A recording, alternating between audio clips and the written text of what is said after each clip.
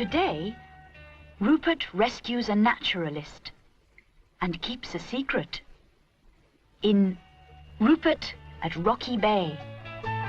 There's a little bear like you've never seen before, who's a lot of fun. Children everywhere go to love him more and more. He's the number one.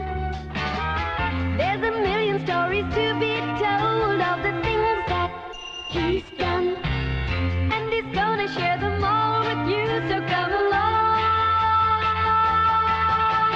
Rupert, Rupert the Bear, everyone sing his name. Rupert, Rupert the Bear, everyone come and join in all of his games.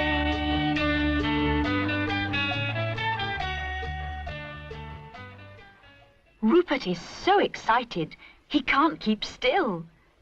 There, sighs Mrs. Bear. I think we've got everything. 1, 2, 3. Rupert decides to check too.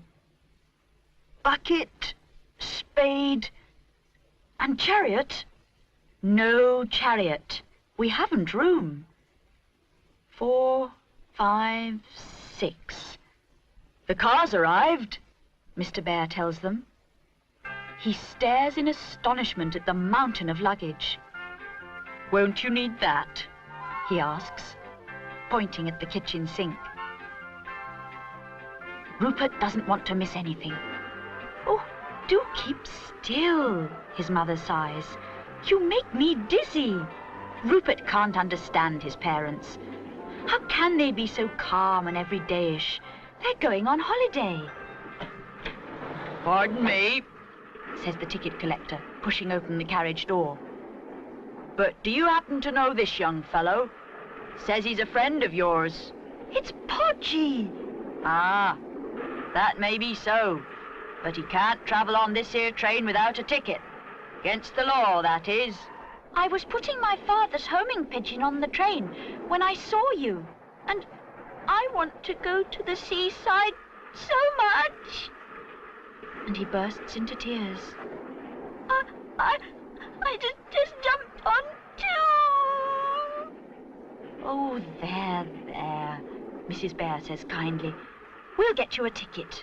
We're staying in a caravan, Mr. Bear explains, and we've only got 3 bunks. I could sleep on the floor. It wouldn't worry me. I'm very well padded. Well, I'll have to let your parents know, Mr. Bear decides, and then we'll see what we can arrange. I'll write them a letter and send it home by pigeon post.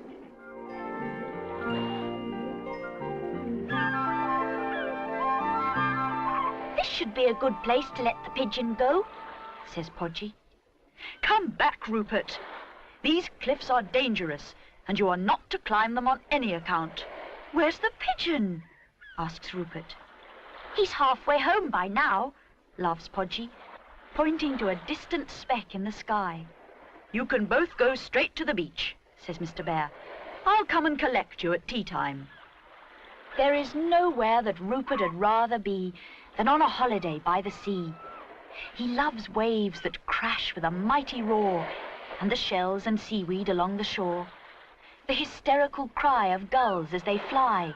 White shapes are tumbling in a burning sky. Do you think there are caves here? He asks as he stares at the cliff. Mr. Bear said the cliff isn't safe, says Podgy as he follows Rupert towards it. There! What did I tell you? He cries triumphantly. Don't go any nearer. That notice says danger. I can't see any caves anyway, says Rupert, disappointed. What a pity. Did you hear someone crying help? He asks Podgy. I expect it was a gull. There it is again, cries Rupert. Listen. Help! That wasn't a gull. That was a human. Rupert is staring at the cliff. Look, it's a man. What can he be doing? Help! The ledge he was standing on has broken away. Oh, dear. I do wish I had my magic chariot. I'll go and get help, Podgy says. I don't think I can hold on much longer. Let me guide your foot. There's a little ledge just here. Oh, do be careful, little bear. These cliffs are crumbling. Help!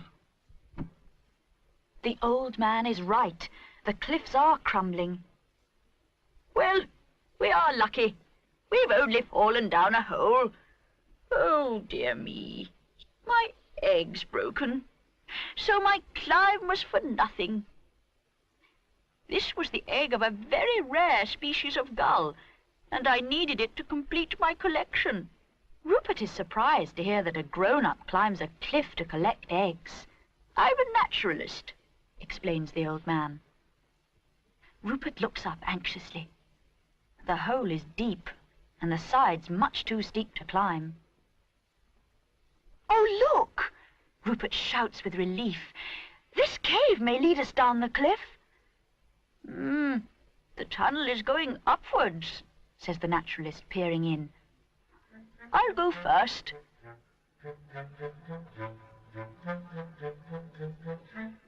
I'm afraid this is as far as it goes. Rupert is determined not to turn back. There's a hole! I'm sure I can get through, he says eagerly. If I could stand on your back. The naturalist is ready for anything. He gets down on all fours. Up you get. Whoops! Rupert climbs on his back and climbs through the hole.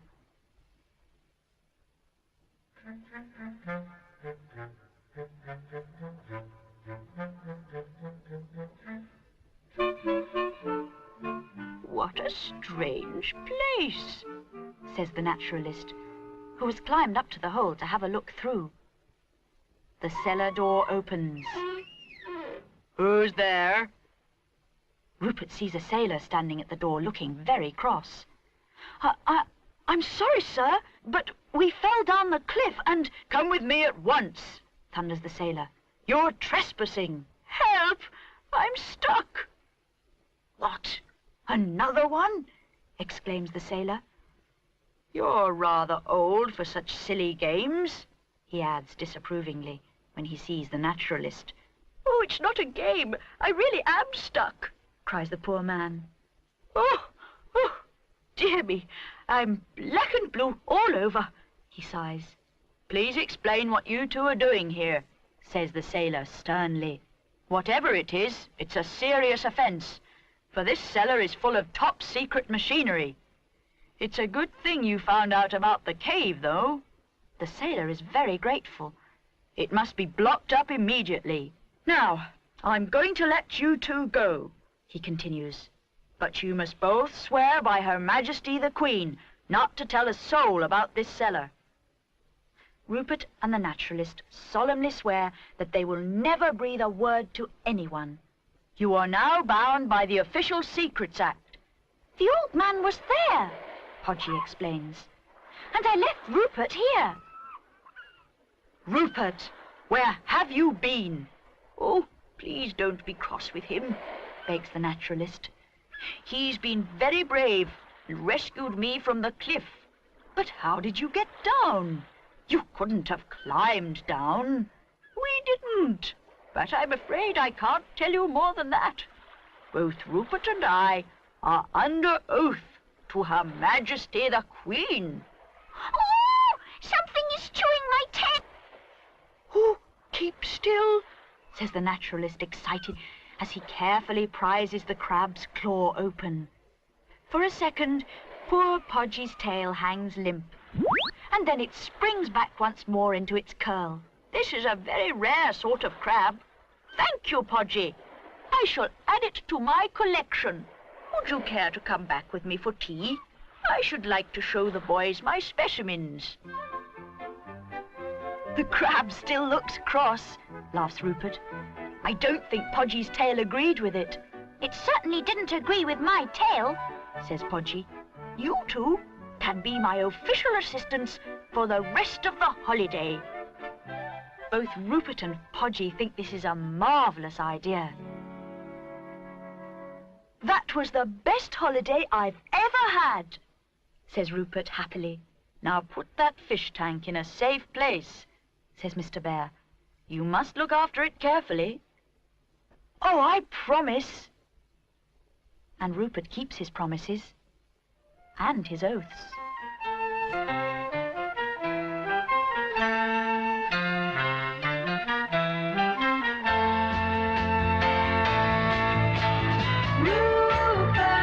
Rupert the Bear, everyone sing his name.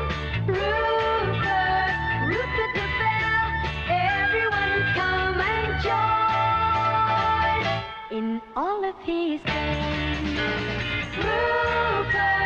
Rupert the Bear, everyone come and join in all of his games.